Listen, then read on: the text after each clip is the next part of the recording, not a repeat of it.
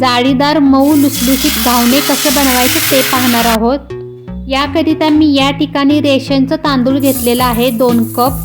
हे तांदूळ अगदी स्वच्छ पाण्याने 2 ते 3 वेळा धुवून घेतलेलं आहे आणि त्यानंतरच त्याच्यामध्ये तांदूळ बुडेल इतपत पाणी घातलेलं आहे आणि हे तांदूळ मी रात्रभर भिजत ठेवलेलं आहे किंवा तुम्ही या ठिकाणी 7 ते 8 तासासाठी सुद्धा तांदूळ भिजत ठेवू शकता। दुसऱ्या दिवशी सकाळी मी यामधील जे पाणी आहे ते थोडं पाणी काढून घेतलेलं आहे आणि मिक्सरच्या भांड्यामध्ये घालून अगदी पूर्णपणे तांदूळ वाटून घेतलेला आहे। एकदम बारीक पेस्ट बनवून घ्यायची आहे।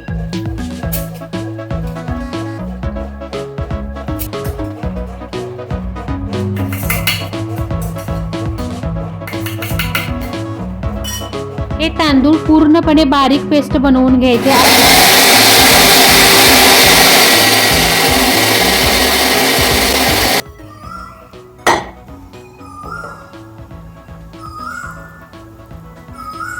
हे तांदळाच्या पिठाचं जे मिश्रण आहे हे खूपच घट्ट असतं, त्यामुळे मी या ठिकाणी त्या मिक्सरच्या भांड्यामध्ये मी थोडंसं पाणी घातलेलं आहे आणि घुसळून ते पाणी मी या पिठामध्ये मिक्स केलेलं आहे।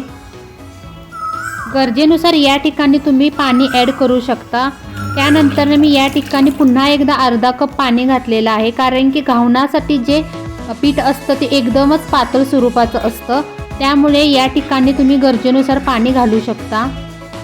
त्यानंतर याच्यामध्ये मी 1 चमचा मीठ घातलेला आहे। अगदी चमच्याच्या मदतीने व्यवस्थितपणे हे पीठ ढवळून घ्यायचं आहे। त्यानंतर घावणे घालण्यासाठी या ठिकाणी मी जो तवा वापरला आहे त्या तव्याला पूर्णपणे कांद्याच्या मदतीने तेलाची कोटिंग करून घेतलेलं आहे आणि त्यानंतरच या ठिकाणी मी एका वाटीच्या मदतीने घावणे अगदी हलवारपणे घालून घेतलेले आहेत। त्यानंतर घावणे हे अगदी मऊ लुसलुशीत व्हावेत याकरिता या ठिकाणी त्याच्यावरती झाकण ठेवायचं आहे आणि 1 ते 2 मिनिटं अगदी व्यवस्थितपणे शिजू द्यायचं आहे। तुम्ही बघू शकता की या घावण्याच्या ज्या साईडच्या ज्या कडा आहेत त्या आपोआप सुटलेल्या आहेत। तसेच कलरसुद्धा अगदी अप्रतिम आलेला आहे आणि जाळीसुद्धा त्याला पडलेली आहे। त्यानंतर पुन्हा एकदा तीच प्रोसेस रिपीट करायची आहे। तव्याला पूर्णपणे तेलाने कोटिंग करायचं आहे, त्यामुळे काय होतं अजिबात घावणे तव्याला चिपकत नाहीत।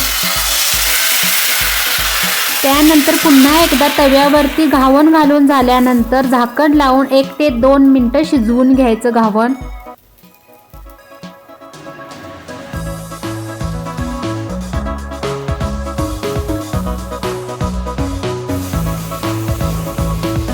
अशा प्रकारचे पुढचे जे सर्व घावणे आपल्याला जे घालायचे आहेत ते या पद्धतीने या प्रोसेसने पुन्हा रिपीट करायचं आहे आणि त्यानंतर हे घावणे आपल्याला दोन्ही बाजूने व्यवस्थितपणे शेकून घ्यायचं आहे।